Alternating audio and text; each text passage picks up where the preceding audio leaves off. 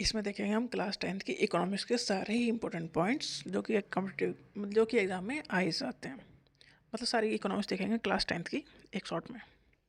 तो डेवलपमेंट है क्या? चैप्टर फर्स्ट है डेवलपमेंट। डेवलपमेंट मतलब कुछ भी नया करना, चेंज करना। Development refers to a process of growth, change and improvement, याद रखना है। Development refers to a process of growth, change and improvement. Growth होगी या चेंज होगा या इम्प्रूवमेंट होगा, सब डेवलपमेंट है। Development involve a progressive series of change. इसमें चेंज आएंगे एक सीरीज में आएंगे। दैट अगर in an orderly and predictable pattern of over time. देखो चेंज होंगे एक सीरीज में होंगे तो हम उसे प्रिडिक्ट कर सकते हैं, अनुमान लगा सकते हैं कि इसके बाद क्या होगा। डेवलपमेंट धीरे धीरे होता है, तो एक पैटर्न में होता है और उस पैटर्न का हम अंदाजा लगा सकते हैं इसके बाद क्या होगा। अगर एक के लिए जो डेवलपमेंट है दूसरे के लिए वो डेवलपमेंट नहीं भी हो सकता है, मतलब दूसरे का नुकसान भी उसमें हो सकता है। जैसे कि पेड़ कटेंगे, जब भी सड़क निकलेगी तो पेड़ कटना तो जानवरों के लिए सही नहीं है, हमारे लिए भी सही नहीं है। तो डेवलपमेंट एक पॉइंट पे एक के लिए अच्छा भी है और उसी पॉइंट पे दूसरे के लिए बुरा भी है। डेवलपमेंटल गोल्स, सबके अपने अलग अलग डेवलपमेंट गोल हैं। मतलब हर किसी की लाइफ में अपने लिए अलग गोल होता है, इसलिए सबके लिए डेवलपमेंट का मतलब अपना अलग अलग होता है। अब इम्पोर्टेंट है क्या? National development. नेशनल डेवलपमेंट मतलब income of the country is the income of all the resident of the country. मतलब इन कितना है पैसा है कंट्री में, तो इसे कहते हैं एवरेज इनकम या पर कैपिटा इनकम। इसे याद रखना है। एवरेज इनकम क्या है? एवरेज इनकम या per capita income. Average income is the total income of the country divided by it's total population. Average income क्या है? Average income is the total income of the country divided by it's total population.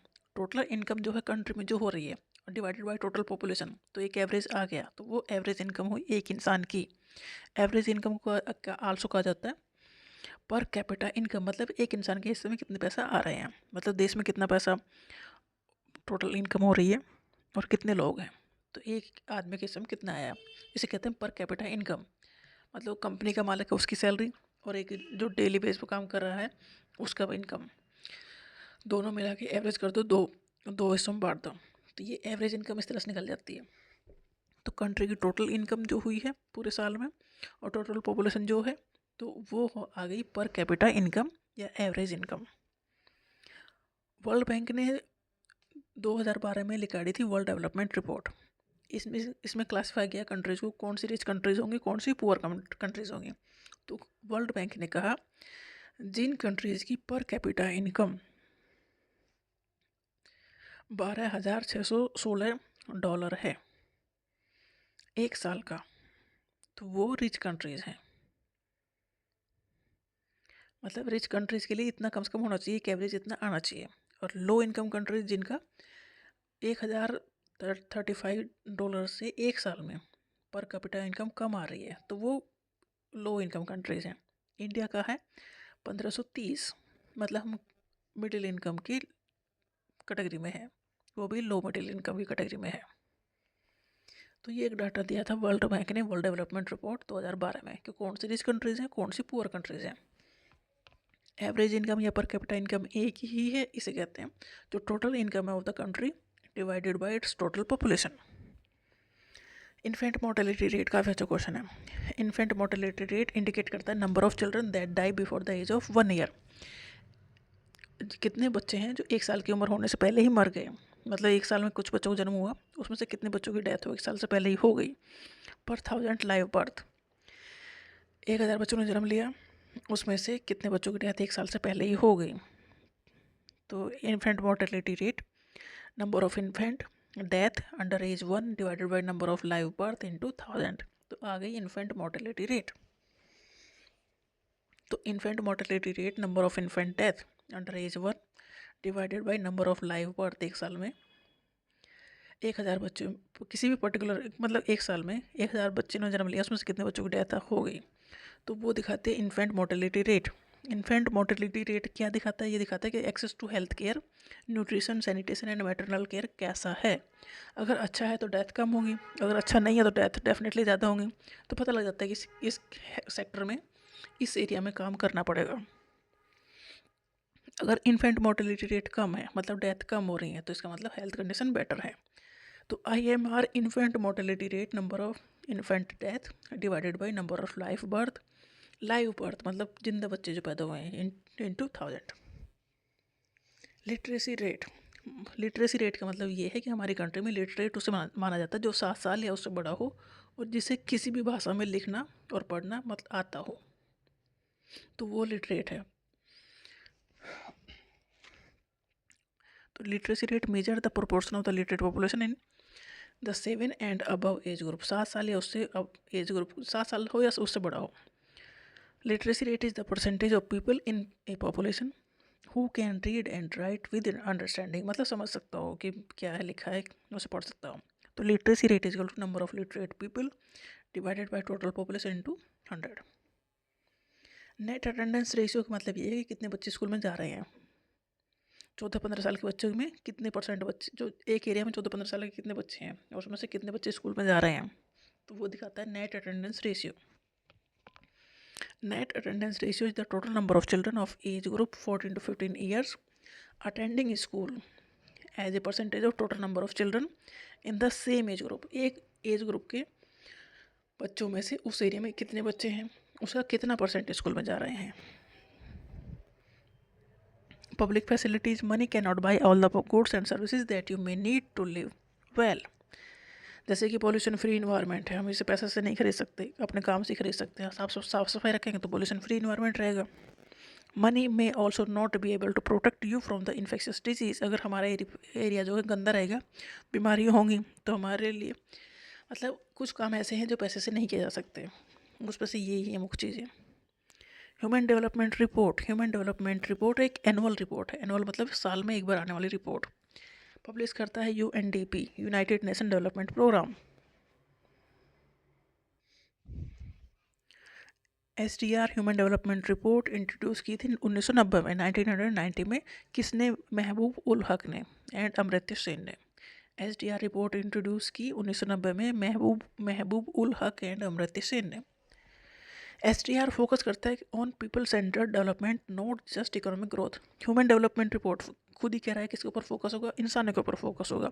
तो people centred report इसमें तैयार की जाती है। मतलब SDR report किस चीज़ को दिखाएगा कि गरीब हैं, कितने गरीब हैं, इनइक्वलिटी है, एजुकेशन कैसी है, हेल्थ कैसी है, जेंडर एंड सस्टेनेबिलिटी। मतलब दिखाता है, SDR दिखाता है कि इस कंट्री में रहने वालों के लोगों की कंडीशन कैसी है।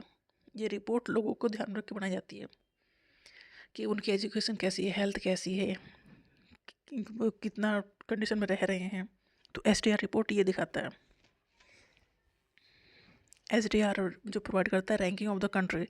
SDR जो रिपोर्ट है वो कंट्रीज को एक रैंक प्रोवाइड करता है कि कौन से फर्स्ट नंबर पे है, कौन से लास्ट नंबर पे है on the human development index. तो ह्यूमन डेवलपमेंट रिपोर्ट फोकस करती है ह्यूमन के ऊपर फोकस करती है। ह्यूमन या पीपल सेंटर्ड रिपोर्ट बनाई जाती है। ये किसने इंट्रोड्यूस की थी? महबूब उल हक और अमर्त्य सेन ने 1990 में फोकस की थी, बनाया था, इंट्रोड्यूस किया था। ये एनुअल रिपोर्ट है, साल में एक बार आने वाली रिपोर्ट है, by the United Nation Development Programme. Introduce किया था 1990 में। फोकस करती है पीपल सेंटर्ड डेवलपमेंट पर। लोगों को अगर डेवलपमेंट है तो लोगों का डेवलपमेंट होना चाहिए, इसका मतलब ये है। ह्यूमन डेवलपमेंट इंडेक्स दिखाता है कि किस कंट्री में लोगों का कितना डेवलपमेंट हो रहा है। SDI जो है ह्यूमन डेवलपमेंट इंडेक्स एक कंपोजिट इंडेक्स है। It is use to measure overall human development of a country में लोगों का विकास कैसे हो रहा है। तो सारी कंट्री का जो पैरामीटर उन्हें ये कंपेयर करते हैं और हर एक कंट्री को एक नंबर देते हैं। इसमें क्या है, ये पैरामीटर कौन कौन से हैं? लोगों की हेल्थ कैसी है, लोगों का एजुकेशन कैसी है और स्टैंडर्ड ऑफ लिविंग कैसी है। किस कंट्री के लोगों की health, education and standard of living, ये कंपोनेंट है SDI के, ह्यूमन डेवलपमेंट इंडेक्स के। मतलब ह्यूमन डेवलपमेंट हुआ है, ये कैसे पता लगेगा कि उस कंट्री में रहने वाले लोगों की हेल्थ कैसी है, एजुकेशन कैसी है और लिविंग स्टैंडर्ड कैसा है। तो जिसका बेहतर है वो कंट्री टॉप पे जाएगी, जिसका ख़राब है वो कंट्री नीचे आएगी। तो हमें इस तरह से पता लगता है कि किस कंट्री में लोग अच्छे से रह रहे हैं और किस कंट्री में बर्बाद है। हेल्थ मेजर कैसे करते हैं? लाइफ एक्सपेक्टेंसी, मतलब कितने साल तक वो जीते हैं। एजुकेशन सिस्टम, कितने साल स्कूल में जाते हैं। एंड स्टैंडर्ड ऑफ लिविंग कैसे मेजर करेंगे कि नेशनल इनकम कितनी है। मतलब ज़्यादा इनकम है तो डेफिनेटली वहाँ की स्टैंडर्ड ऑफ लिविंग बेहतर ही होगा। इस तरह से ह्यूमन डेवलपमेंट इंडेक्स की रिपोर्ट तैयार की जाती है और हर एक कंट्री को एक नंबर फिर प्रोवाइड होता है ऑन द बेसिस ऑफ कि इस कंट्री में रहने वाले लोगों की एजुकेशन कैसी है, स्टैंडर्ड ऑफ लिविंग कैसा है और हेल्थ कैसी है। सस्टेनेबिलिटी ऑफ डेवलपमेंट, डेवलपमेंट ऐसा होना चाहिए कि आज जो हम यूज़ कर रहे हैं वो तो ठीक है, आने वाली जनरेशन भी उसे उनके लिए भी कुछ बच जाए, वो ज़रूरी है। तो इसलिए है सस्टेनेबल डेवलपमेंट। इसमें कहा गया है we have not inherited the world from our forefathers, we have borrowed it from our children. मतलब हमारे आने वाली पीढ़ी से जो खर्च कर रहे हैं वो उसकी कीमत वो चुकाएंगे, तो हमें इस तरह से खर्च करना है रिसोर्सेज को कि आने वाली पीढ़ी सेफली ज़िंदगी जी सके।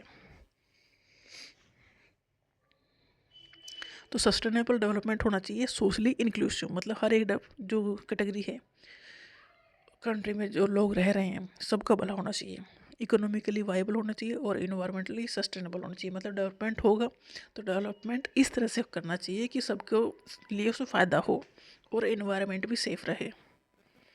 सस्टेनेबल डेवलपमेंट होता क्या है, जो भी हम रिसोर्सेज यूज़ कर रहे हैं उन्हें अच्छे से यूज़ करें, एफिशिएंट यूज़ हो रिसोर्सेज का। इंश्योर करता है इक्वलिटी और जस्टिस। सस्टेनेबल डेवलपमेंट है तो सभी को इक्वल चीज़ें मिलनी चाहिए, मतलब सबका भला होना चाहिए, जस्टिस रहना चाहिए। एजुकेशन का एक्सेस, हेल्थ केयर और हाउसिंग का एक्सेस हर किसी को होना चाहिए, मतलब हर किसी को एजुकेशन मिले, हाउस मिले, हेल्थ केयर सुविधाएं मिले। नेचुरल रिसोर्सेज को प्रोटेक्ट करना है और हमें जो एनर्जी की हम रिसोर्सेज यूज़ कर रहे हैं उन्हें रिन्यूएबल फॉर्म में जाना है, जैसे सन की energy, solar energy, wind energy, उन्हें यूज़ करना है। रिसोर्सेज कोई भी ऐसी चीज़ जो हम यूज़ कर रहे हैं अपनी नीड्स को फुलफ़िल करने के लिए। Resources are anything that can be used to satisfy human needs and wants. मतलब हमारी ज़रूरतों को पूरा करने के लिए हम कुछ भी यूज़ कर रहे हैं वो रिसोर्स है। रिसोर्स रिन्यूएबल भी हो सकते हैं एंड नॉन रिन्यूएबल भी हो सकते हैं। रिन्यूएबल रिसोर्स ऐसे रिसोर्स हैं जैसे कि विंड एनर्जी है, सोलर एनर्जी है, सन की लाइट है, हवा है, तो ये ख़त्म नहीं होंगे जब तक अर्थ है। तो ये कैन बी रिजनरेटेड और कंटिन्यूसली अवेलेबल हैं। तो ये रिन्यूएबल रिसोर्सेज हैं। नेचुरल रिसोर्सेज हैं that can be replaced naturally with in A short period of time. Non renewable resources ऐसे रिसोर्सेज हैं जैसे कोयला, पेट्रोलियम, नेचुरल गैस, ये एक दिन ख़त्म हो जाएंगे। मतलब हम कोयला या पेट्रोलियम के सोर्स ढूंढते रहते कहाँ कहाँ पर है, बट जहाँ भी है एक लिमिट तो है ना, कभी ना कभी तो ख़त्म हो ही जाएगा। तो ये नॉन रिन्यूएबल रिसोर्सेज हैं, resources that can not be replaced और इन ए ह्यूमन लाइफ टाइम। मतलब अर्थ पे इनका स्टॉक है वो फिक्स्ड है। ये बात हो रही है कि कुछ स्टॉक हम अब तक ढूंढ नहीं पाए, पर ढूंढ लेंगे तो एक दिन यूज़ कर लेंगे तो ख़त्म हो जाएगा। तो नॉन रिन्यूएबल रिसोर्स ऐसे रिसोर्स है जो एक दिन ख़त्म हो जाएंगे, जैसे कोयला, पेट्रोलियम, नेचुरल गैस। इसीलिए हम अल्टरनेटिव रिसोर्स ढूंढते हैं एनर्जी के लिए। चैप्टर 2 है sectors of Indian economy. Sectors जो इंडियन इकोनॉमी के हैं, प्राइमरी सेक्टर में आता है नेचुरल रिसोर्सेज, जैसे कि एग्रीकल्चर जो नेचर से हमें मिलता है, animal husbandry, fishing, forestry, mining, quarrying, ये कुछ पूछा जाता है प्राइमरी सेक्टर में कौन कौन सी चीज़ें आती हैं। तो एग्रीकल्चर है, एनिमल हस्बेंड्री मतलब एनिमल पशुपालन, फिशिंग फिश पालन, फॉरेस्ट्री, माइनिंग एंड क्वेरिंग मतलब माइनिंग एंड क्वेरिंग मतलब कोयला ये सब चीज़ें निकालना, मिनरल्स को निकालना। तो प्राइमरी जो सेक्टर इकोनॉमी का उसमें इंक्लूड होता है activities that involve the extraction and production of natural resources depend directly on the nature. जो प्राइमरी रिसोर्स है वो डायरेक्टली डिपेंड करता है नेचर के ऊपर। खेती एक नेचर में होगी, एग्रीकल्चर, एनिमल हस्बेंड्री, फिशिंग, ये सब नेचर से पे डिपेंड कर रहे हैं। तो प्राइमरी सेक्टर डायरेक्टली डिपेंड करता है नेचर के ऊपर।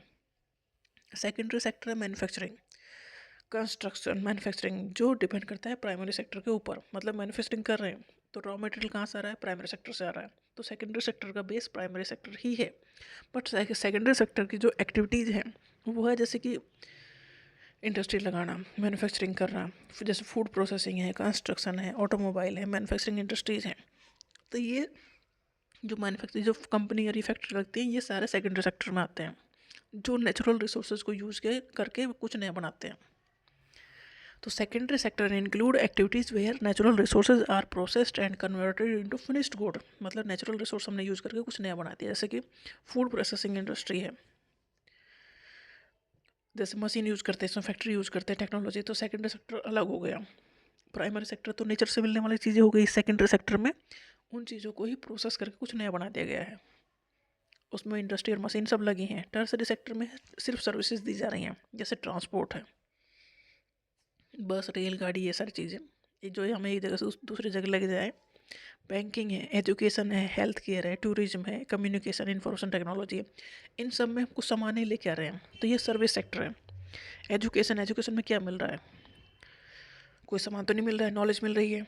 तो टर्सरी सेक्टर प्रोवाइड करता है सर्विसेज रेदर देन गुड्स। देखो, प्राइमरी सेक्टर और सेकेंडरी सेक्टर में गुड्स इन्वॉल्व है, मतलब सामान इन्वॉल्व है। टर्सरी सेक्टर में सामान इन्वॉल्व नहीं होता, ये सपोर्ट करता है प्राइमरी और सेकेंडरी सेक्टर को। तो तीनों सेक्टर की अलग अलग वो चीज़ें हैं कि प्राइमरी में तो आएगा नेचुरल रिसोर्सेज, सेकेंडरी सेक्टर में आएगा मैन्युफैक्चरिंग, और टर्सरी सेक्टर में आएगा सर्विसेज, मतलब जिसमें कोई सामान इन्वॉल्व नहीं है, जैसे बैंकिंग है, एजुकेशन है, हेल्थ केयर है, टूरिज्म है। तो ये इनमें सब में कोई भी गुड्स इन्वॉल्व नहीं है, इसलिए टर्सरी सेक्टर मतलब सर्विस सेक्टर है। फाइनल गुड्स किसे कहते हैं और इंटरमीडिएट गुड्स किसे कहते हैं? Final goods are goods, goods मतलब सामान, that are purchase for final use and not for further production. Final goods मतलब जैसे कार है, हमने कार खरीद ली, ये फाइनल गुड्स है। कहीं कहीं जैसे टायर खरीदे गए हैं, बीच का इंजन खरीदा गया है, तो वो इंटरमीडिएट गुड्स हैं, मतलब उन्हें अभी पूरा किया जाएगा। इंटरमीडिएट गुड्स में फर्दर काम होगा और फाइनल गुड्स में काम नहीं होगा, हमने अपने यूज़ के लिए उसे ख़रीद लिया। तो फाइनल गुड्स की जो वैल्यू है वो काउंट होती है जीडीपी में, और जो इंटरमीडिएट गुड्स हैं उनकी वैल्यू नहीं काउंट होती जीडीपी में। अगर उनकी भी काउंट कर लेंगे और फाइनल के भी काउंट कर लेंगे तो फाइनल में तो सारी इकट्ठा आएगा ही ना, तो डबल डबल काउंटिंग हो जाएगी। तो फाइनल गुड्स की जो वैल्यू है वो काउंट की जाती है जीडीपी में, मतलब देश की जो इनकम है उसमें। और जो इंटरमीडिएट गुड्स हैं, these are the goods used as input to produce other goods और सर्विसेज। जैसे कि वुड, लकड़ी यूज होती है फर्नीचर बनाने में, कॉटन यूज होता है क्लॉथ बनाने में। तो इंटरमीडिएट गुड्स ये गुड्स हैं जिन्हें हम खरीदते हैं कुछ नया बनाने के लिए, मतलब इन्हें ऐसे ही यूज़ हम नहीं कर रहे हैं, इन्हें यूज़ करके कुछ नया बनाएंगे। तो इनकी जो वैल्यू है वो कंट्री की जीडीपी में काउंट नहीं करते, क्योंकि जो इनसे फाइनल सामान बनेगा उसकी वैल्यू तो काउंट होनी ही है जीडीपी में। तो डबल काउंटिंग से बचने के लिए इंटरमीडिएट गुड्स की जो वैल्यू है वो जीडीपी में काउंट नहीं होती, सिर्फ फाइनल गुड्स की वैल्यू काउंट होती है। फाइनल गुड्स वो सामान होते हैं जो तैयार हैं यूज़ करने के लिए।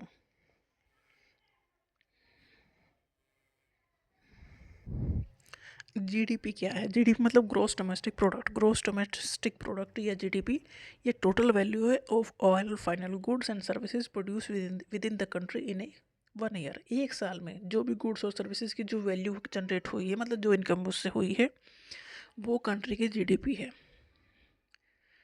हमारी कंट्री में, मतलब किसी भी कंट्री की जीडीपी उस कंट्री में एक साल में जितनी भी इनकम गुड्स और सर्विसेज से हुई है वो उस कंट्री की जीडीपी है। तो GDP is the total value of all final goods and services produce within the country in 1 year, एक साल में। Sum of the production in 3 sectors, 3 sector है इकोनॉमी की, तीनों को जोड़ दो, तीन कंट्री की जीडीपी बता देगा। तीनों सेक्टर से जितनी भी इनकम हुई है वो कंट्री की जीडीपी को इंडिकेट करता है।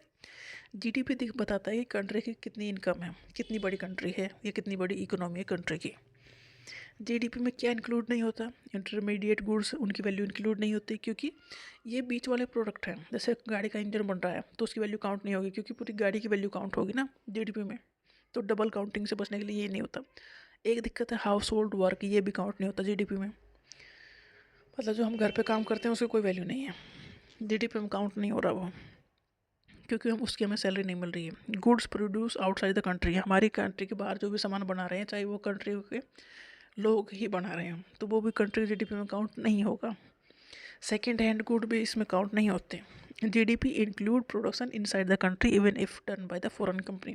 अगर कोई विदेशी कंपनी हमारी कंट्री में आके कुछ बना रही है तो उसकी जो वैल्यू है वो हमारी कंट्री की जीडीपी में काउंट होगी, और हमारे लोग अगर बाहर कंपनी चला रहे हैं तो उनकी जो वैल्यू है वो हमारी कंट्री में काउंट नहीं होगी। मतलब कंट्री की बाउंड्री के अंदर जो भी बन रहा है वो कंट्री की जीडीपी है। Historical change in the sectors of economy, देखो पहले जो इकोनॉमी थी वो प्राइमरी सेक्टर पर डिपेंड थी, इनिशियल स्टेज में primary sector was the most important sector of economic activity, क्योंकि एग्रीकल्चर सेक्टर ही जब था तो फूड के ऊपर डिपेंडेंट था, तो बाइंग एंड सेलिंग एक्टिविटीज़ फिर धीरे धीरे बढ़ने लगी, तो जहाँ काम पहुँच गया सेकेंडरी सेक्टर के पास, क्योंकि फैक्ट्री लगने लगी। फैक्ट्री लगी, the people who had earlier worked on forms, जो खेतों में काम करे तो वो फैक्ट्री में काम करने लगे। तो secondary sector gradually become the most important sector. पहले जो इम्पोर्टेंट था वो प्राइमरी सेक्टर था, उसके बाद सेकेंडरी सेक्टर की बारी आ गई, क्योंकि मैन्युफैक्चरिंग होने लगी तो काम वहाँ पर लोग करने लगे, तो जीडीपी में कंट्रीब्यूशन सेकेंडरी सेक्टर का बढ़ गया। अब कंट्री में कुछ साल से ये हुआ है कि टर्सरी सेक्टर की वैल्यू बढ़ गई है, क्योंकि अब लोग काम कर रहे हैं तो वो पैसा भी खर्च कर रहे हैं। कहाँ? सर्विस सेक्टर, जैसे टूरिज्म बढ़ रहा है। Rising importance of tertiary sector in production, तो लास्ट लगभग 10 साल से टर्सरी सेक्टर की भी चीज़ें बढ़ गई हैं, जैसे हॉस्पिटल है, एजुकेशन इंस्टीट्यूट है, पुलिस स्टेशन, कोर्ट, ये सब चीज़ें खुली हैं, तो मतलब टर्सरी सेक्टर की वैल्यू बढ़ी है। तो इस तरह से ये मूवमेंट हुआ है। तो development of agriculture industries led to development of service, जैसे कि ट्रांसपोर्ट, ट्रेड। देखो खेती में चीज़ें सुधरी हैं तो प्रोडक्शन बढ़ा है तो वो अपना सामान बेचने के लिए शहर जाने लगे हैं, तो ट्रांसपोर्ट सेक्टर अपने आप डेवलप हो गया। तो टर्सरी सेक्टर डेवलप करने में प्राइमरी और सेकेंडरी सेक्टर का पूरा योगदान है। जैसे इनकम लेवल राइज हुआ लोगों ने बाहर जैसे रेस्टोरेंट में खाना शुरू कर दिया, शॉपिंग शुरू कर दी, टूरिज्म शुरू हो गया, हॉस्पिटल, स्कूल ये सब खुल गए, तो ये सारी जो चीज़ें हैं ये टर्सरी सेक्टर में जा रही हैं। तो इकोनॉमी में पहले जो बोलबाला था वो प्राइमरी सेक्टर का था, उसके बाद मैन्युफैक्चरिंग आई तो सेकेंडरी सेक्टर का बोलबाला हो गया, उसके बाद सर्विस सेक्टर का बोलबाला हो गया, क्योंकि प्राइमरी और सेकेंडरी सेक्टर ने ही टर्सरी सेक्टर को बनाया है। अगर लोगों के पास पैसा ही नहीं आएगा तो वो कहाँ घूमने जाएंगे। तो टूरिज्म जब भी बढ़ा जब लोगों के पास पैसा आया है। टूरिज्म हो, शॉपिंग हो, हॉस्पिटल हो, ट्रांसपोर्ट हो, तो ये सारी जो चीज़ें बढ़ी हैं वो प्राइमरी और सेकेंडरी सेक्टर के योगदान से ही टर्सरी सेक्टर इतना आगे बढ़ा है।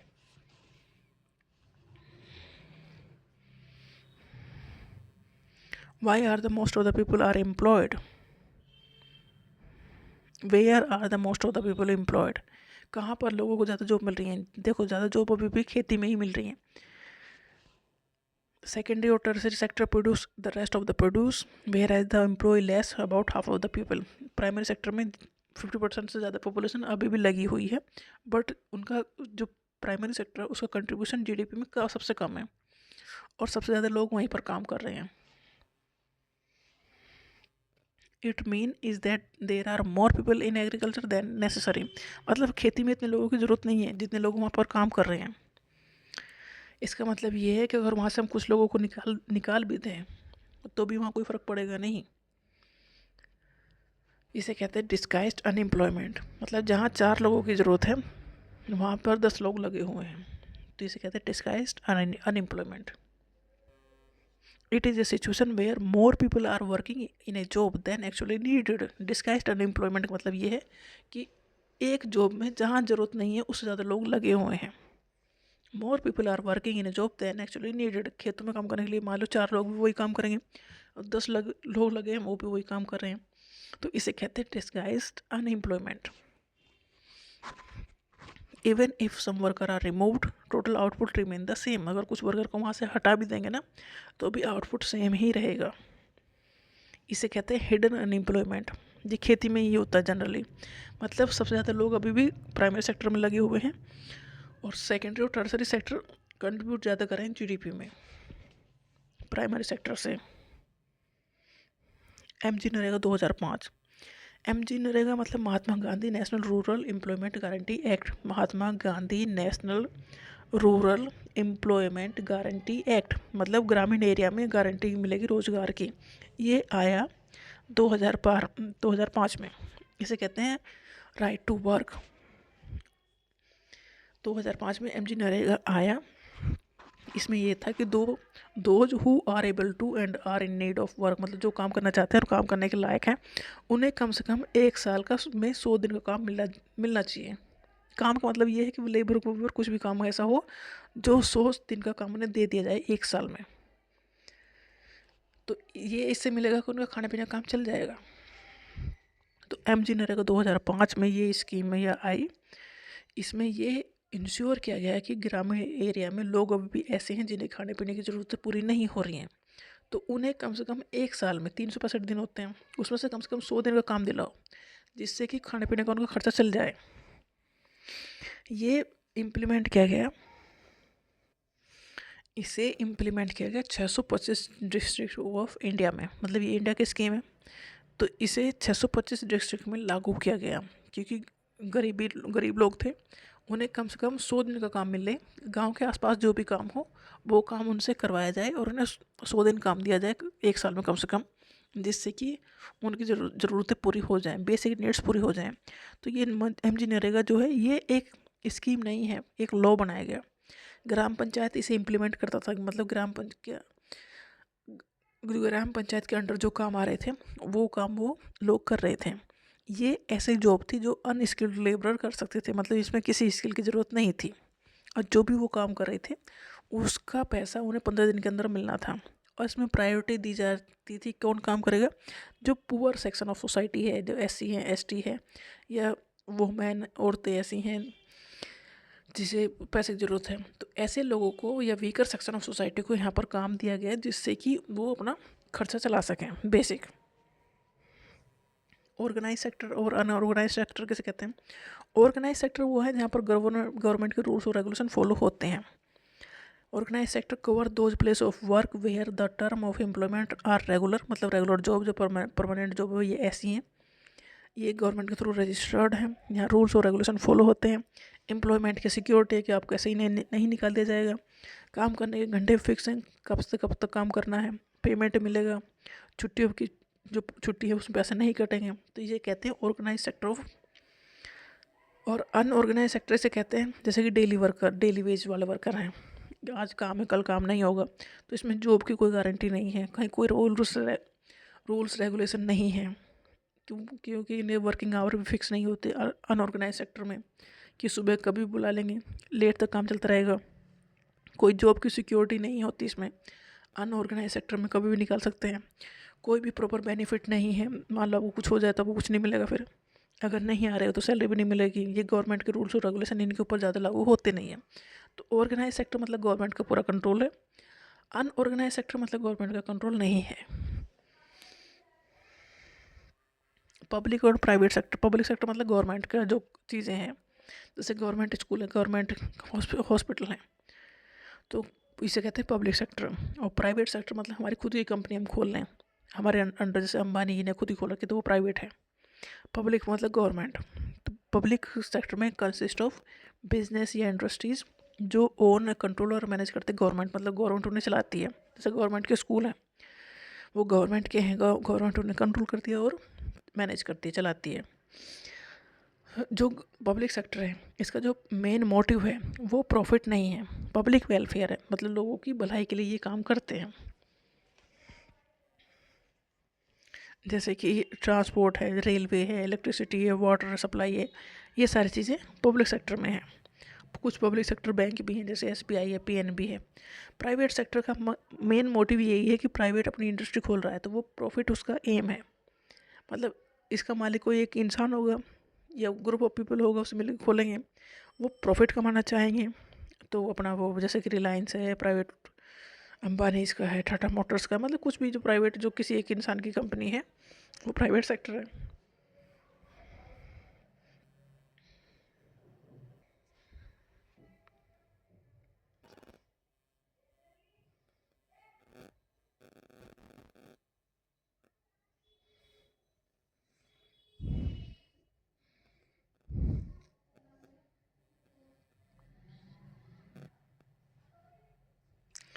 Bank, bank deposit with bank और लोन एक्टिविटीज़ बैंक।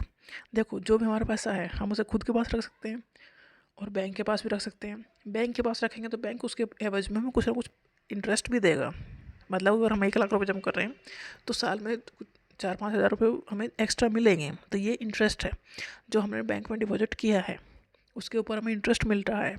तो बैंक ऐसा क्यों करता है? एक तो हमारी मनी सेफ हो गई, दूसरा हमारे पास एक्स्ट्रा कुछ पैसा आ ही जाएंगे उससे, और इसमें बैंक को क्या फ़ायदा है, तो बैंक उस पैसे को किसी और को लोन के फॉर्म में दे देगा। मान लो किसी को बिजनेस करना है तो वो लोन लेना चाहता है, तो बैंक उसे लोन के फॉर्म में दे देगा, बट उससे इंटरेस्ट लेगा 10 रुपये, मान लो 10,000, 1 लाख पे 10,000 लेगा।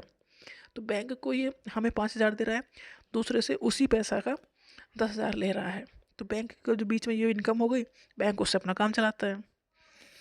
तो बैंक क्या काम करता है, डिपॉजिट भी करता है और लोन भी देता है। बैंक ने हमारे पैसा डिपॉजिट किए और किसी और को लोन दिया, और रेट ऑफ इंटरेस्ट जो हमें दे रहा है वो कम था और जो लोन वाले से ले रहा है उससे ज़्यादा था, तो बीच में जो डिफरेंस रहा वो बैंक की इनकम हो गई। तो बैंक एक्सेप्ट करता है डिपॉजिट एंड ऑल्सो पे an amount of interest on the deposit. जो हम डिपॉजिट करते हैं उसके ऊपर हमें कुछ ना कुछ इंटरेस्ट मिलता है, मतलब कुछ ना कुछ पैसा एक्स्ट्रा मिलते हैं, और हम अपना पैसा कभी भी बैंक से वापस ले सकते हैं। ऐसा नहीं कि बैंक कहेगा नहीं मैं तुम्हारा पैसा नहीं दूंगा, ये नहीं चलेगा। बस बैंक ने क्या किया है, बैंक मीडिएट का काम करता है। जिसके पास पैसा है उसे उन्हें पैसा दिलाता है जो कुछ नया करना चाहते हैं और उनके पास पैसा नहीं है।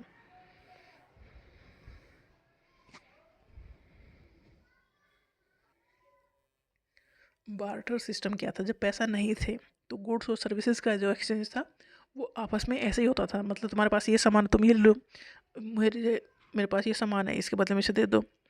तो barter system it is a method of exchange where goods and services are directly exchange for other goods and services without using money. मतलब पैसा का लेन देन नहीं था।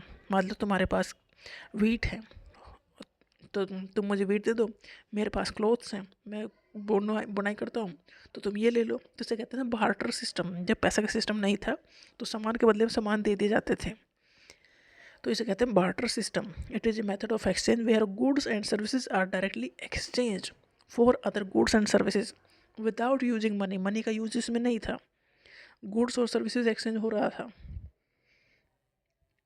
डबल कोइंसिडेंस ऑफ वांट का मतलब ये है कि जो मेरे पास है वो तुम्हें चाहिए और जो तुम्हारे पास है वो मुझे चाहिए, तो हम एक्सचेंज कर सकते हैं, नहीं तो नहीं कर सकते। इसे कहते हैं डबल कोइंसिडेंस ऑफ वांट होना चाहिए। Means the two people must want each others goods और services at the same time. मतलब दो लोग ऐसे हों कि तुम्हें मेरा सामान चाहिए और मुझे तुम्हारा सामान चाहिए। मतलब मुझे गेहूँ चाहिए और तुम्हें मक्का चाहिए, तो मेरे पास जो गेहूँ तुम ले लो, जो तुम्हारे पास मक्का है वो मुझे दे दो। तो इसे कहते हैं डबल कोइंसिडेंस ऑफ वांट। तो बार्टर सिस्टम होने के लिए डबल कोइंसिडेंस ऑफ वांट होना जरूरी है, नहीं तो नहीं हम एक्सचेंज करेंगे। Both people must want they what the other person is offering. तो बार्टर एक्सचेंज होने के लिए डबल कोइंसिडेंस ऑफ वांट होना जरूरी है। डिमांड डिपॉजिट क्या है? डिमांड डिपॉजिट का मतलब ये है कि हम बैंक में अपना अकाउंट खोलते हैं, अपने पैसे जमा करते हैं, ठीक है। तो जब भी हमें ज़रूरत पड़े हम अपना पैसा निकाल सकते हैं, इसे कहते हैं demand deposit. Demand deposit are the money kept in bank account. Bank में हमारा अकाउंट जो खुला है उसमें हमने जो अपनी मनी रखी है can be withdraw by the account holder.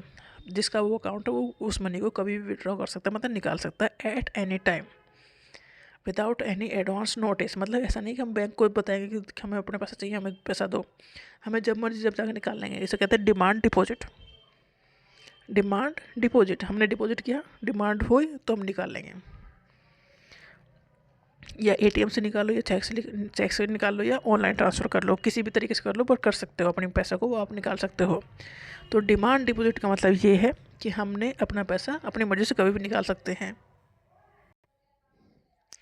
Check, check क्या है? देखो हम जब अपना अकाउंट खोलते हैं बैंक में तो बैंक हमें चेक बुक भी देता है, इसके ऊपर हमारा सारा डाटा होता है जो भी चाहिए, बट हमें उसमें बस हमें अपने साइन करने होते हैं और अमाउंट लिखनी होती है और किसे देना है वो लिखना होता है। तो बैंक हमारे अकाउंट से उसके अकाउंट में पैसा ट्रांसफ़र हो जाएंगे या वो पैसा निकाल लेगा। तो चेक एक पेपर है इंस्ट्रक्टिंग द बैंक टू पे।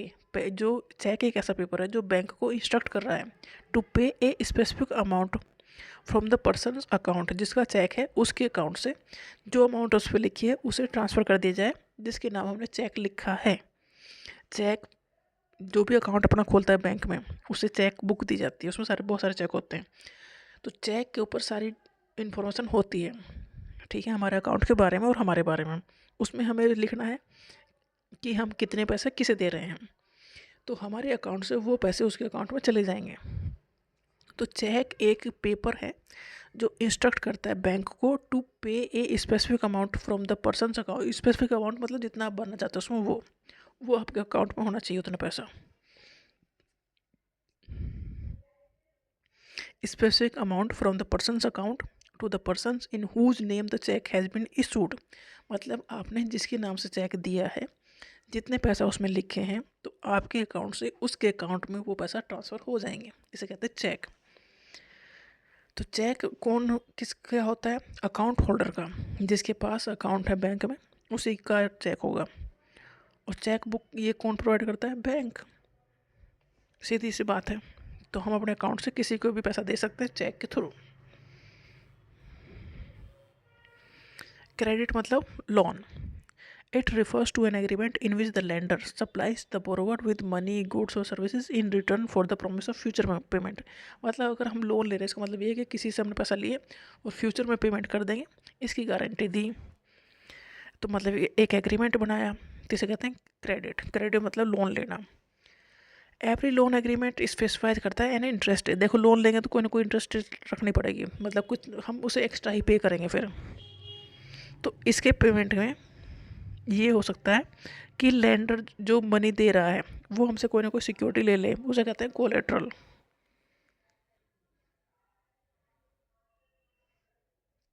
तो कोलेट्रल मतलब सिक्योरिटी। सिक्योरिटी मतलब जैसे हम लोन ले रहे हैं तो हमें कोई लोन ऐसे तो देगा नहीं कि चलो आज मुझे 5 लाख लोन दे दो, मैं फ्यूचर में लौटा दूंगा। तो उसके बदले में वो कुछ ना कुछ हमसे लेगा। जैसे कि हमारे पास ज़मीन है तो ज़मीन के पेपर रख लेगा, कुछ व्हीकल्स है तो उसके पेपर रख लेगा, या कुछ बिल्डिंग है तो उसके पेपर रख लेगा। मतलब कोलेट्रल मतलब सिक्योरिटी। हम अगर हम लोन ले रहे हैं तो उसके बदले में हमें कुछ ना कुछ रखना पड़ेगा, गिरवी टाइप। इसे कहते हैं कोलेट्रल। तो कोलेट्रल एक एसेट है दैट द बोरोवर ओन, मतलब जो लोन ले रहा है वो उसका मालिक है। And use this as guarantee to a lender until the loan is repaid. और उसे जैसे मैं लोन ले आऊँ तो मुझे कुछ ना कुछ कोलेट्रल देना पड़ेगा जिससे मुझे लोन लेना है। मतलब या तो अपनी ज़मीन के पेपर या घर के पेपर या कुछ भी अपनी कीमती चीज़ वहाँ पर गिरवी रखनी पड़ेगी, इस एवज में कि मैं तुम्हारा लोन लौटा दूँ तो तुम मुझे ये लौटा देना। इसे कहते हैं कोलेट्रल। अगर मैं उस लोन को नहीं लौटा पाया तो वो मेरे जो ज़मीन के पेपर हैं या घर के पेपर हैं उसे बेच सकता है, उस ज़मीन को या उस घर को, और उससे फिर अपने पैसे निकाल सकता है। इसलिए ये कोलेट्रल है। क्रेडिट मतलब लोन और कोलेट्रल मतलब सिक्योरिटी। लोन लेने वाला कुछ ना कुछ कोलेट्रल देता है, सिक्योरिटी देता है। अगर वो अपना इसका मतलब ये है अगर वो लोन नहीं लौटा पाया तो वो सिक्योरिटी जो उसने जमा की है वो फिर ख़त्म हो जाएगी, उसकी से छिन जाएगी। अब फॉर्मल सेक्टर लोन कौन से सेक्टर है? फॉर्मल सेक्टर लोन का मतलब ये है कि यहाँ पर रेट ऑफ इंटरेस्ट कम दिया जाएगा। जैसे इनफॉर्मल सेक्टर वो होता है जैसे कि हम अपने किसी रिश्तेदार से लोन ले लें या किसी जमींदार से लोन ले लें, तो वो तो हमसे पैसा लेके ही मानेगा, वो भी तंग भी करेगा। तो फॉर्मल सेक्टर लोन ऐसे हैं सेक्टर हैं जहाँ पर गवर्नमेंट का कंट्रोल है, हमसे इलीगल ढंग से कुछ भी नहीं लिया जाएगा। तो ये जो है वो लीगली रेगुलेटेड इंस्टीट्यूशंस हैं, मतलब उस गवर्नमेंट के अंडर में ये रहते हैं, इनके ऊपर नज़र रहती है गवर्नमेंट की। जैसे कि बैंक है तो आरबीआई की नज़रों में ये रहते हैं कि लोन किसे कितना परसेंट पे दिया गया है। तो फॉर्मल सेक्टर में फ़ायदा यह है कि इसमें जो इंटरेस्ट रेट हम पे करते हैं वो कम है, मतलब लोन के ऊपर हमें एक्स्ट्रा पैसा देने पड़ेंगे, इसमें थोड़ा कम देने पड़ेंगे। इसमें लीगल डॉक्यूमेंट चाहिएगा, मतलब हमें कुछ ना कुछ लीगल डॉक्यूमेंट रखना पड़ेगा वहाँ, मतलब किसी ज़मीन के पेपर हो ऐसा। बट हम सेफ़ रहेंगे क्योंकि लोन ऑफ की जो रेट ऑफ इंटरेस्ट है वो बढ़ेगी नहीं, ऐसा कुछ नहीं होगा कि हमें एक्सप्लोर कर देंगे वो। तो फॉर्मल सेक्टर लोन ऐसे सेक्टर हैं जैसे कि बैंक से हम लोन ले लें तो बैंक कुछ ना कुछ तो रखेगा, बट रेट ऑफ इंटरेस्ट जो बताएगा वो ही लेगा, और हम उसे पे कर देंगे तो वो हमारे पेपर हमें वापस मिल जाएंगे। बट जो इनफॉर्मल सेक्टर है, मतलब जो ज़मींदार से हम लोन लेते हैं, मनी लेंडर से लोन ले लेते हैं, तो वो तो भाई कुछ भी वापस ले सकते हैं।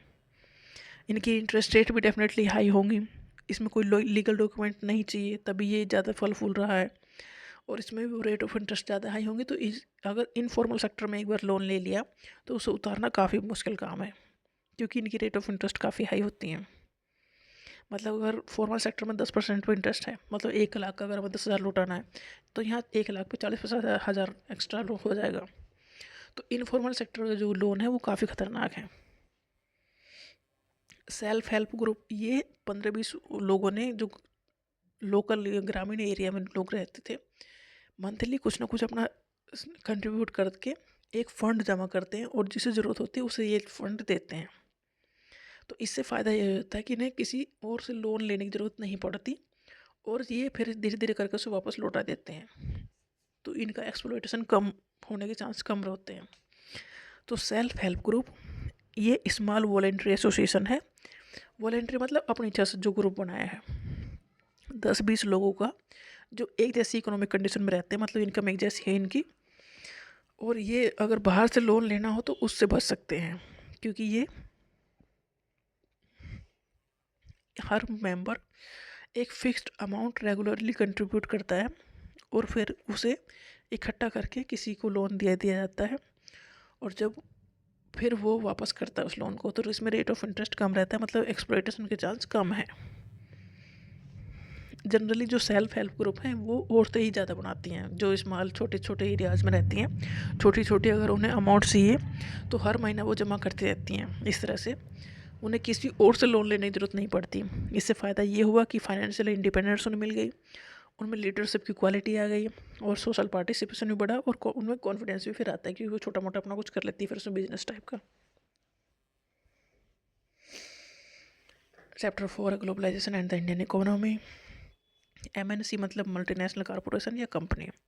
मल्टीनेशनल कॉरपोरेशन का मतलब ये है कि इनके ऑफिस या मतलब ये एक कंट्री में से बिलोंग नहीं करते, ये 2-3-4 कंट्री में अपना ऑफिस खोल कर रखेंगे या फैक्ट्री लगाएंगे। इनका मेन मोटिव ये है कि जहाँ हमें सस्ती लेबर मिलेगी, ज़्यादा रिसोर्सेज अच्छे मिलेंगे, वहाँ पर अपनी जो यूनिट है या प्रोडक्शन यूनिट है वो खोल देंगे।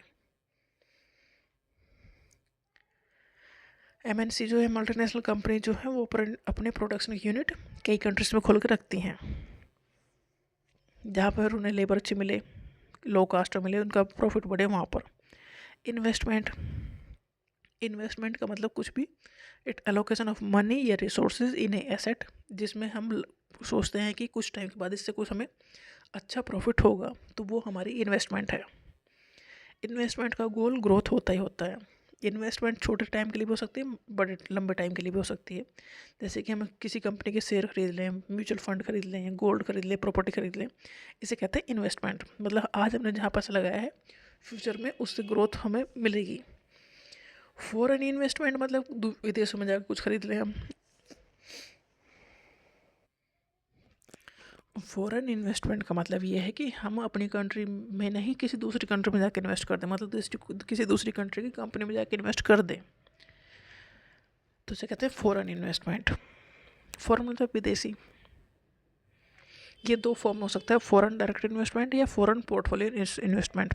फॉरेन डायरेक्ट इन्वेस्टमेंट जो है हम कोई बाहर कंपनी खोल लें अपनी, या फॉरेन पोर्टफोलियो इन्वेस्टमेंट मतलब किसी बाहर की कंपनी में अपना पैसा लगा दें, मतलब उसके शेयर खरीद लें, तो उनकी जैसी ग्रोथ होगी तो हमारी भी ग्रोथ होगी, हमें भी रिटर्न मिलेगा। Foreign trade refers to the exchange of goods and services between different countries, मतलब विदेशी किसी कंट्री से हम एक्सचेंज सामान खरीद रहे हैं, सामान बेच रहे हैं, इसे कहते हैं foreign trade.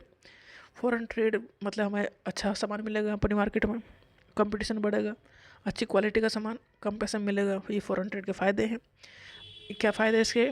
Access to variety of goods and services, हमारी विदेशों की चीज़ें हमें मिलेंगी अगर फॉरेन ट्रेड होगा, तो विदेशों का पैसा हमें मिलेगा। अगर हम यहाँ से कुछ भी चीज़ एक्सपोर्ट कर रहे हैं तो पैसा आएगा दूसरी कंट्री से, हमें अच्छी चीज़ें मिलेंगी और जॉब की अपॉर्चुनिटी क्रिएट होंगी। स्पेशल इकोनॉमिक जोन, ये अच्छा टॉपिक है। स्पेशल इकोनॉमिक जोन एक स्पेशली डिजाइंड एरिया है इन ए कंट्री मतलब एक एरिया को कह देती है स्पेशल इकोनॉमिक जोन। इसमें मतलब जो रूल्स रेगुलेशन लगते हैं बिजनेस के लिए, वहाँ पर थोड़े सिंपल रूल्स लगेंगे, थोड़े लीनियंट होंगे, आज आसानी से काम वहाँ पर हो सकेगा। तो जो विदेशी कंपनी है वो इन एरियाज़ में अपनी फैक्ट्री लगाती हैं फिर, और अपनी कंट्री की भी फैक्ट्रीज वहाँ पर पहुँचती हैं, क्योंकि वहाँ पर थोड़ी रियायतें ज़्यादा मिलती हैं उस एरिया में। और ऐसा इसलिए करती है गवर्नमेंट क्योंकि उस एरिया को डेवलप करने के लिए, कि वहाँ पर इंडस्ट्री आए, ग्रोथ हो, लोगों को एम्प्लॉयमेंट मिले। तो special economic zone designed area होता है किसी भी कंट्री में where business and trade laws are different from the rest of the country. मतलब पूरी कंट्री में जो लॉ लगा है ट्रेड के मामले में, उस एरिया में वो थोड़ा आसान होता है, जिससे कि लोग वहाँ पर इन्वेस्ट करें, मतलब पैसा लगाएं, कंपनी बनाएं। पर्पज़ क्या है कि इंडस्ट्रियल ग्रोथ को प्रमोट करना है, फॉरेन इन्वेस्टमेंट को बुलाना है, जैसे विदेशी कंपनी है उस एरिया में जल्दी आएंगे क्योंकि उस एरिया के रूल्स रेगुलेशन थोड़े ईजी होंगे, वहाँ पर काम करना थोड़ा आसान होगा, और वहाँ पर सुविधा भी ज़्यादा मिलेंगी। तो इसीलिए इसे कहते हैं स्पेशल इकोनॉमिक जोन, क्योंकि वहाँ पर काम करना थोड़ा आसान होगा, इंडस्ट्री लगाना थोड़ा आसान होगा। तो स्पेशल इकोनॉमिक जोन के उनके खुद के रूल्स और रेगुलेशन होंगे, वहाँ पर वर्ल्ड क्लास फैसिलिटीज़ मिलेंगी और ये टैक्सेस भी वहाँ पर कम लगेंगे। इंफ्रास्ट्रक्चर अच्छा मिलेगा, जैसे कि रोड्स चाहिए, पावर सप्लाई चाहिए, कम्युनिकेशन चाहिए, ट्रांसपोर्ट, ये सब चीज़ें वहाँ पर अच्छी मिलेंगी। तो ये ऐसे जोन होते हैं स्पेशल इकोनॉमिक जोन। कंट्री का वो कुछ एरिया जो गवर्नमेंट उसे स्पेशल इकोनॉमिक जोन घोषित करती है, उसका फ़ायदा ये है कि वहाँ पर कोई भी कंट्री, कोई भी कंपनी जाएगी, अपनी यूनिट लगाएगी, मतलब फैक्ट्री खोलेगी, तो उसे रूल्स और रेगुलेशन उसके लिए थोड़े आसान होंगे और वहाँ पर उसे वर्ल्ड क्लास सुविधाएं भी मिलेंगी, जैसे बिजली, पानी और इन सब चीज़ों की दिक्कत वहाँ पर नहीं होगी, क्योंकि वो जोन उसी तरह से डेवलप करती है सरकार। और सरकार ऐसा इसलिए करती है क्योंकि वहाँ पर इंडस्ट्री ग्रोथ हो सके और उन लोगों को वहाँ पर रोज़गार मिले।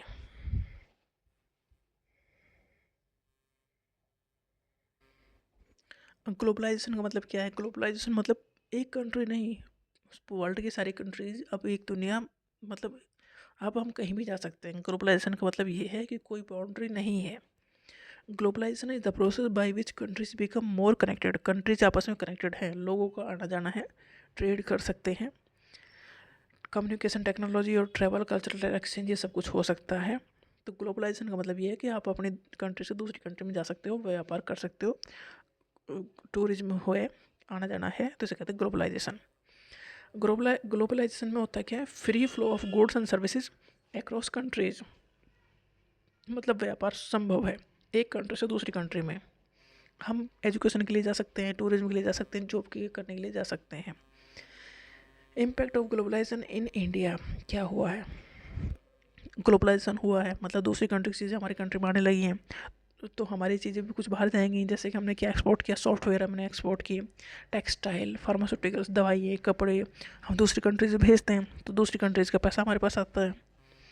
और ये होगा कि बाहर की कंट्री का सामान हमारे पास आ रहा है, तो यहाँ पर कंपटीशन बढ़ेगा, तो यहाँ पर अच्छा सामान हमें मिलेगा, क्योंकि फिर यहाँ पर ये होगा ना कि बाहर से सामान अच्छी क्वालिटी का आ रहा है, सस्ते में मिल रहा है, तो यहाँ की कंपनीज भी कुछ सस्ता बनाएंगे, अच्छा बनाएंगे, तो इससे फ़ायदा हमें ही होगा। लेटेस्ट टेक्नोलॉजी हमें मिल रही है, हम बाहर पढ़ने के लिए जा सकते हैं, घूमने के लिए जा सकते हैं। तो ग्लोबलाइजेशन का फ़ायदा ये है कि कंट्रीज़ के बीच में जो बाउंड्री हैं वो ज़्यादा नहीं रही हैं, मतलब एक इंसान कहीं भी जा सकता है। ट्रेड बैरियर मतलब रिस्ट्रिक्शन या ऑब्स्टेकल्स जो गवर्नमेंट लगाती है कि ट्रेड के ऊपर कुछ ना कुछ टैक्स लगा देगी। ऐसा गवर्नमेंट किस लिए करती है कि जो बाहर चीज़ भेज रहा है, जा रही हैं, या तो उन पर टैक्स लगा देगी, या बाहर से आ रही हैं उन पर टैक्स लगा देगी, मतलब कुछ ना कुछ बैरियर जो क्रिएट करना है, उसे कहते हैं ट्रेड बैरियर। ऐसा इसलिए किया जाता है कि मान लो बाहर से कुछ चीज़ें आ रही हैं और सस्ती आ रही है, और हमारी कंट्री में जो मिल रही है वो थोड़ी महंगी मिल रही है, तो गवर्नमेंट उस पर टैक्स लगा देगी बाहर जो चीज़ आ रही है, तो मतलब हमारी कंट्री की जो कंपनीज है वो बची रहे। तो ट्रेड बैरियर इसलिए लगाया जाता है। ट्रेड बैरियर आर रिस्ट्रिक्शन या ऑब्स्टेकल्स हैं जो गवर्नमेंट इम्पोज करती है to control the amount of goods और services that can be imported और एक्सपोर्टेड बिटवीन कंट्रीज। मतलब कंट्रीज के बीच में क्या चीज़ इम्पोर्ट हम करेंगे और क्या चीज़ एक्सपोर्ट हम करेंगे, ये गवर्नमेंट डिसाइड करती है और उससे रोक लगाती है, उसे कहते हैं ट्रेड बैरियर। ऐसा कर जो गवर्नमेंट करती है, क्यों करती है? जो लोकल प्रोड्यूसर्स हैं उन्हें बचाने के लिए कभी कभी ऐसा करती है। जो फॉरेन प्रोडक्ट है वो हमारे कंट्री में कुछ ज़्यादा ही आ रहे हैं, उन्हें रोकने के लिए कर सकती है। जो लोकल इंडस्ट्रीज है उन्हें सपोर्ट करने के लिए कर सकती है। डंपिंग को प्रिवेंट करने के लिए कर सकते हैं। फॉरेन ट्रेड मेनली इसलिए होता है, फॉरेन ट्रेड है ये, और ट्रेड बैरियर है। फॉरेन ट्रेड तो ठीक है, हमने दूसरी कंट्री से ट्रेड कर रहे हैं। ट्रेड बैरियर इसलिए करती गवर्नमेंट कि अपनी जो कंट्री है उसकी कंपनीज को बचाने के लिए ये ट्रेड बैरियर लगाती है। लिबरलाइजेशन का मतलब ये है कि जो रिमूवल और रिलैक्सेशन ऑफ गवर्नमेंट रिस्ट्रिक्शन, जो गवर्नमेंट ने रिस्ट्रिक्शन लगाती है उन्हें रिमूव कर दे कि फ्री ट्रेड हो, तो इसे कहते हैं लिबरलाइजेशन। मतलब दूसरी कंट्री की कंपनी यहाँ पर कुछ बेचना चाहते हैं तो बेच सके, तो इसे कहते हैं लिबरलाइजेशन। हमने अपनी मार्केट को खोल दिया दूसरी कंट्रीज की कंपनीज के लिए, जिससे कि कंपटीशन बढ़ेगा, इंडस्ट्रीज़ के ऊपर कंट्रोल जो गवर्नमेंट का वो कम होगा, जो इम्पोर्ट ड्यूटीज़ गवर्नमेंट लगाती है वो थोड़ी कम होंगी, लाइसेंस राज ख़त्म हुआ इंडिया में। तो जो लिबरलाइजेशन का मतलब ये है कि कंट्री मार्केट के ऊपर थोड़ा कम कंट्रोल रखे और उसे खोल दे सभी कंपनीज के लिए, जिससे कि विदेश की कंपनीज भी यहाँ पर आकर अपना सामान बेच सकें। WTO वर्ल्ड ट्रेड ऑर्गेनाइजेशन, ये इंटरनेशनल ऑर्गेनाइजेशन है जो डील करते हैं, जो कंट्रीज आपस में ट्रेड करती हैं उन्हें देखते हैं वर्ल्ड ट्रेड ऑर्गेनाइजेशन। अगर किसी कंट्री ने किसी कंट्री के साथ धोखा कर दिया तो ये केस देखेगी World Trade Organisation WTO। WTO ensure करती है कि जो कंट्रीज के बीच में ट्रेड हो रहा है वो फ्री और फेयर ट्रेड हो, मतलब किसी के साथ ऐसा ना हो कोई कंट्री किसी कंट्री को एक्सप्लॉइट कर दे। स्मूथ, फ्री और फेयर ट्रेड होना चाहिए कंट्रीज के बीच में। तो ये इंटरनेशनल ऑर्गेनाइजेशन है WTO। तो WTO मतलब वर्ल्ड ट्रेड ऑर्गेनाइजेशन जो है ये देखते हैं कि जो कंट्रीज हैं आपस में जो ट्रेड कर रही हैं वो फेयर ट्रेड करें। ये इंश्योर करती है fair competition in the global market, मतलब फेयर कंपटीशन हो, कोई धोखेधड़ी उसमें ना हो। WTO सेट करते हैं रूल फॉर इंटरनेशनल ट्रेड। अगर इंटरनेशनल ट्रेड हो रहा है तो वो उसके लिए रूल्स रेगुलेशन बनाते हैं WTO। अगर कोई डिस्प्यूट हो गया कंट्रीज के बीच में ट्रेड को लेके तो ये केस जाएगा WTO के पास। WTO जो है जो डेवलपिंग कंट्रीज है उनमें सपोर्ट देने का काम भी करती है कि उनके साथ जो डेवलप्ड नेशन है वो धोखाधड़ी ना कर जाएं। नेक्स्ट चैप्टर है कंज्यूमर राइट्स या कंज्यूमर। कंज्यूमर मतलब वो इंसान जो गुड्स और सर्विसेज को पर्सनल यूज़ के लिए खरीदता है, तो वो कंज्यूमर है। कंज्यूमर प्रोटेक्शन एक्ट 2019 में आया, मतलब कंज्यूमर को बचाने के लिए जो एक्ट आया ये इसलिए था कि कंज्यूमर को पता हो कि वो क्या सामान खरीद रहा है। तो राइट टू बी इन्फॉर्म्ड, उसे पता हो क्या खरीद रहा है। राइट टू चूज़, उसके पास अधिकार होना चाहिए कि वो जो खरीदना चाहे वो खरीदे।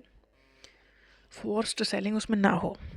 राइट टू बी हर्ड, अगर उसके साथ धोखाधड़ी हो गई कंज्यूमर के साथ तो वो कंज्यूमर कोर्ट जा सके और वहाँ पर उससे कंपनसेशन मिले। कंज्यूमर फोरम इसके लिए बनाए गए, अगर कंज्यूमर कहीं कंप्लेन करता है तो कहाँ करेगा, कंज्यूमर फोरम में करेगा। कंज्यूमर फोरम उसे रिफंड दिलाएगी या कंपनसेशन दिलाएगी। तो ये डिस्ट्रिक्ट लेवल पे भी होते हैं, स्टेट लेवल पे भी होते हैं और नेशनल लेवल पे भी है। तो जो 2019 में ये लाया गया, इसमें जो अगर 50 लाख से नीचे तक की कंप्लेंट है तो डिस्ट्रिक्ट में जाएगी, district consumer dispute redressal commission के पास जाएगी ये कंप्लेन।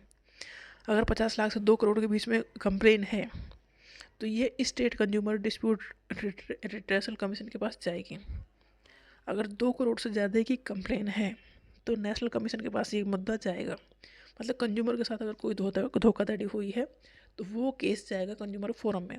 कंज्यूमर कोर्ट अलग है। कंज्यूमर फोरम जो ये कोर्ट है ये देखेंगे, जो नॉर्मल कोर्ट है वो इस चीज़ को नहीं देखेंगे, और ये इसलिए है कि कंज्यूमर को उसका हक मिले। 1986 कोपरा 1986 ये 2019 में आया, उससे पहले वह पुराने वाला था। ये भी कंज्यूमर के प्रोटेक्शन के लिए ही लाया गया था कि कंज्यूमर के जो राइट्स हैं, मतलब हम जो सामान खरीद रहे हैं अगर वो ख़राब निकल गया तो इससे हम क्या करेंगे फिर, तो हम कंज्यूमर फोरम जा सकते हैं इसकी कंप्लेंट करने के लिए, ये हमारा अधिकार है। तो कोपरा 1986 मतलब कंज्यूमर प्रोटेक्शन एक्ट, ये किसके लिए था, कंज्यूमर्स के राइट को बचाने के लिए। इसमें ये था कि अगर हम कंप्लेन कर रहे हैं तो हमारी कंप्लेन सुनने वाला कोई हो, और वो सिर्फ सुने ही ना, उसमें हमें कंपनसेशन भी दिलाए। अगर अनफेयर ट्रेड प्रैक्टिस की गई है या डिफेक्टिव गुड्स हमें दे दिया गया है तो कंज्यूमर फोरम जो है वो हमें इसको कंपनसेशन दिलाए। इस कंज्यूमर फोरम में जाने के लिए हमें किसी भी लॉयर की ज़रूरत नहीं है, हम खुद भी जा सकते हैं, और इस चक्कर में जो हमारा मेंटल हैरेसमेंट हुआ है उसका कंपनसेशन भी हम ले सकते हैं। ये 3 लेवल पे होता है, डिस्ट्रिक्ट लेवल पर, स्टेट कमीशन लेवल पर और नेशनल कमीशन लेवल पर। तो 1986 में इसका जो अमाउंट था वो कम था, 20 लाख तक के केस जाते थे डिस्ट्रिक्ट फोरम के पास, 20 लाख से 1 करोड़ के केस जाते थे स्टेट कमीशन के पास, और 1 करोड़ से ऊपर केस जाते थे नेशनल कमीशन के पास। इसे रिवाइज किया गया तो 2019 में इसे बढ़ाया गया इस अमाउंट को। तो डिस्ट्रिक्ट को 50 लाख तक के केस फिर डिस्ट्रिक्ट फोरम देखने लगी, 50 लाख से 2 करोड़ के केस स्टेट कमीशन देखने लगा, और 2 करोड़ से ऊपर के केस फिर डेफिनेटली जाएंगे नेशनल कमीशन के पास। राइट टू इन्फॉर्मेशन एक्ट 2005 में आया। देखो गवर्नमेंट को हम बनाते हैं, डेमोक्रेसी है, राजाओं का राज नहीं है। तो इसका मतलब ये है कि जो गवर्नमेंट काम कर रही है, जो टैक्स पेयर का पैसा कहाँ खर्च कर रही है, इसे जानने का अधिकार हमारे पास है। तो इसे हम जान सकते हैं। तो ये एक्ट आया, राइट टू इन्फॉर्मेशन एक्ट 2005 में ये एक्ट आया।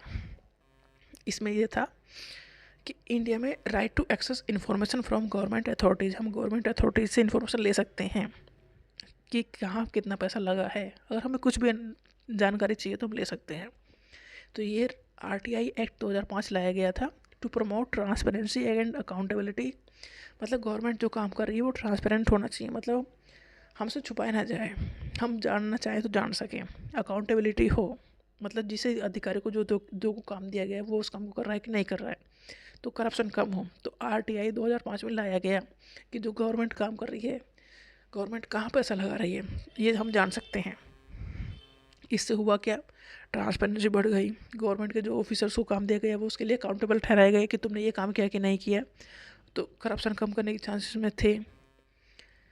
क्योंकि RTI कोई भी डाल सकता है, और RTI मतलब किसी भी बारे में आप नॉलेज ले सकते हो कि कहाँ पर क्या क्या हुआ है और कितना कितना पैसा उसमें लगा है। तो आपको 30 दिन के अंदर आपको जो आंसर मिल जाएगा। और आपको ये भी नहीं बताना है कि मैं ये इंक्वायरी क्यों करना चाह रहा हूँ, कोई रीज़न नहीं आपको। अगर आपको RTI डालनी है, किसी के बारे में पता करना है, गवर्नमेंट के जो भी चीज़ें हैं, तो आपसे ये नहीं पूछा जाएगा कि आप ये क्यों जानना चाहते हो।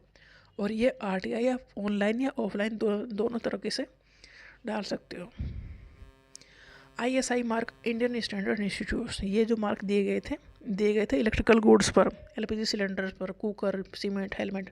अगर ISI मार्क है तो मतलब ये प्रोडक्ट सेफ है। ISI मार्क एक क्वालिटी सर्टिफिकेशन मार्क है जो यूज़ किया गया on the product in India to show that the products meet the standard set by the Bureau of Indian Standards. ISI mark मतलब एक सर्टिफिकेट है quality का, कि हाँ ये क्वालिटी का प्रोडक्ट है। तो जो ख़राब या अनसेफ प्रोडक्ट थे उनसे बचाने के लिए ISI मार्क का देना शुरू हुआ। इसे ये एक स्टैंडर्ड थे, अगर ये प्रोडक्ट उन स्टैंडर्ड को पूरा कर रहा है तो इसे ये मार्क दिया जाएगा, नहीं तो नहीं दिया जाएगा। और ISI मार्क देता था bureau of Indian standards. Egg mark मतलब एग्रीकल्चर प्रोडक्ट पर ये सर्टिफिकेट दिया जाता था, गवर्नमेंट ऑफ इंडिया से देता था कि एग्रीकल्चर जो प्रोडक्ट है ये सेफ़ हैं।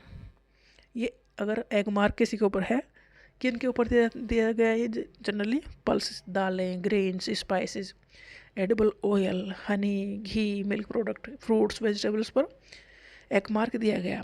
अगर एग मार्क किसी पर है तो इसका मतलब ये है कि ये स्टैंडर्ड क्वालिटी के प्रोडक्ट हैं, प्योर हैं, इसमें कोई मिलावट नहीं है। तो एग मार्क जो देता था वो था गवर्नमेंट ऑफ इंडिया, जिनके ऊपर एग्रीकल्चरल प्रोडक्ट के ऊपर ये इंश्योर करके कि ये जो एग्रीकल्चरल प्रोडक्ट है ये प्योर हैं और स्टैंडर्ड क्वालिटी के हैं। तो ये इंश्योर करता था गुड क्वालिटी ऑफ प्रोडक्ट। अगर एग मार्क है तो अच्छी क्वालिटी के प्रोडक्ट हैं, इनमें कोई मिलावट नहीं है। एडल्ट्रेशन मतलब मिलावट। और इसका बदले में फ़ायदा ये हुआ कि कंज्यूमर को अच्छा प्रोडक्ट मिलने लगा, और जो किसान थे उन्हें भी उसकी कीमत अच्छी मिलने लगी। तो एग मार्क का मतलब ये है कि हाई क्वालिटी का स्टैंडर्ड प्रोडक्ट है, तो कंज्यूमर भी लेके खुश और ज़्यादा दाम देके भी खुश। एग मार्क इशू करती है DMI, directorate of marketing and inspection. ये किसके अंडर में आता है, under the ministry of agriculture and farmers welfare, government of India. तो जिसे एग मार्क मिला है मतलब वो हाई क्वालिटी का प्रोडक्ट है और उसे आप यूज कर सकते हो। हॉलमार्क दिया जाता है गोल्ड, सिल्वर और प्लेटिनम की ज्वेलरी के ऊपर। ये भी एक क्वालिटी का सर्टिफिकेट है। हॉलमार्क इशू करता है ब्यूरो ऑफ इंडियन स्टैंडर्ड्स। ये बताता है कि ये प्रोडक्ट कितना क्वालिटी का है। अगर किसी पर ज्वेलरी पर हॉलमार्क है तो डेफिनेटली वो अच्छी क्वालिटी का प्रोडक्ट है, उसमें मिलावट कम है। तो हॉलमार्क एक क्वालिटी सर्टिफिकेट है जो यूज होता है गोल्ड, सिल्वर और प्लेटिनम की ज्वेलरीज पर। ये दर्शाता है कि ज्वेलरी जो है वो प्योर है और टेस्टेड है लैब में। हॉलमार्क इंश्योर करता है कि हॉलमार्क है तो मतलब ट्रस्ट है, क्वालिटी एश्योरेंस है, मतलब अच्छी क्वालिटी का प्रोडक्ट है, इसमें मिलावट नहीं है, और बायर और सेलर दोनों के बीच में एक ट्रांसपेरेंसी इसने मेंटेन कर दी। तो हॉलमार्क का मतलब ये है कि ये एक क्वालिटी सर्टिफिकेट है जो गोल्ड, सिल्वर और प्लेटिनम की ज्वेलरीज के ऊपर इंडिया में दिया जाता है। अगर ये हॉलमार्क है तो अच्छी क्वालिटी के प्रोडक्ट हैं। हॉलमार्क इशू कौन करता है, ब्यूरो ऑफ इंडियन स्टैंडर्ड्स। तो हॉलमार्क गोल्ड सिल्वर प्लेटिनम की ज्वेलरी पर दिया जाता है। एग मार्क एग्रीकल्चरल प्रोडक्ट के ऊपर दिया जाता है। Pulse grain spices edible oil milk ghee इनके ऊपर ISI मार्क दिया जाता है। इलेक्ट्रिकल गुड्स के ऊपर कुकर हेलमेट सीमेंट सिलेंडर के ऊपर RTI एक्ट 2005 ये गवर्नमेंट के बारे में हम पता कर सकते हैं। RTI डाल सकते हैं, हमें अधिकार है कि हम जान सकते हैं कि हमारा पैसा कहाँ पर खर्च किया गया है। कोपरा जो कंज्यूमर को बचाने के लिए है कि कंज्यूमर्स अगर अपनी कंप्लेंट डालेंगे तो कहाँ डालेंगे और उन्हें कंपनसेशन कौन दिलाएगा, इसके लिए ये आया। कंज्यूमर फोरम, कंज्यूमर मतलब कोई भी वो इंसान जो अपनी सामान खरीदता अपने यूज के लिए। वर्ल्ड ट्रेड ऑर्गेनाइजेशन था कि वर्ल्ड में जो दुनिया की कंट्रीज़ के बीच में जो भी व्यापार होगा उसके ऊपर नज़र रखेगा वर्ल्ड ट्रेड ऑर्गेनाइजेशन। लिबरलाइजेशन मतलब अपने देश की जो मार्केट है दूसरे देशों के लिए खोल दो कि वो अपनी कंपनी यहाँ पर खोल सके, अपना सामान यहाँ पर बेच सकें। इससे फ़ायदा ये होगा हमें अच्छा प्रोडक्ट मिलेगा। ट्रेड बैरियर गवर्नमेंट जब लगाती है जो गवर्नमेंट को दूसरी कंट्री में इंपोर्ट या एक्सपोर्ट रोकना हो, मतलब हमारी कंट्री से क्या बाहर जाएगा और क्या कंट्री में आएगा, इस पर गवर्नमेंट कुछ बैरियर लगा दे, तो ये ट्रेड बैरियर है। ग्लोबलाइजेशन मतलब हम कहीं भी जा सकते हैं, किसी भी कंट्री में जा सकते हैं। स्पेशल इकोनॉमिक जोन वो एरियाज होते हैं जहाँ पर इंडस्ट्री डेवलप करने के लिए थोड़ी रिलैक्सेशन दी जाती है रूल्स और रेगुलेशन में, और उन्हें वर्ल्ड क्लास फैसिलिटीज़ दी जाती है कि वो अपनी इंडस्ट्री लगा सके। फॉरेन ट्रेड मतलब विदेश में ट्रेड करना। इन्वेस्टमेंट मतलब आज हम कहीं भी पैसा लगा रहे हैं कल इस उम्मीद में कि कल उससे रिटर्न हमें मिलेगा। फॉरेन इन्वेस्टमेंट मतलब हम अपना पैसा फॉरेन की कंपनीज में लगा रहे हैं या फॉरेन में जाकर कंपनी खोल रहे हैं। मल्टीनेशनल कॉरपोरेशन या मल्टीनेशनल कंपनीज वो कंपनीज हैं जिसके ऑफिसेज या यूनिट या प्रोडक्शन की जो यूनिट है वो कई कंट्रीज़ में है, एक में नहीं है, एक से ज़्यादा में है। सेल्फ हेल्प ग्रुप जो वीकर सेक्शन ऑफ सोसाइटीज़ हैं, जनरली औरतें 10-20 औरतों का ग्रुप बना लेती हैं और कुछ ना कुछ पैसा जमा करती हैं और किसी को उनमें से किसी को लोन चाहिए तो उस लोन को वो देती हैं, तो इस तरह से उन्हें किसी और से लोन लेने की ज़रूरत नहीं पड़ती। इनफॉर्मल सेक्टर ऑफ लोन ऐसा लोन है जो हम जमींदारों से लेते हैं, जो रेट ऑफ इंटरेस्ट हाई रहता है, मतलब अगर हमने 1 लाख रुपए लिया है तो वो 1.5 लाख हमसे वापस ले लेंगे। फॉर्मल सेक्टर लोन ऐसा होता है जो हम बैंक से लेते हैं, तो जो भी पैसा हम बैंक से लेते हैं उसके ऊपर हमें, मतलब हमने 1 लाख लोन लिया है तो उसके ऊपर हमें जमा करना पड़ेगा 1,10,000। क्रेडिट और लोन, क्रेडिट मतलब लोन और इसके एवज में हम देते हैं सिक्योरिटी, उसे कहते हैं कोलेट्रल।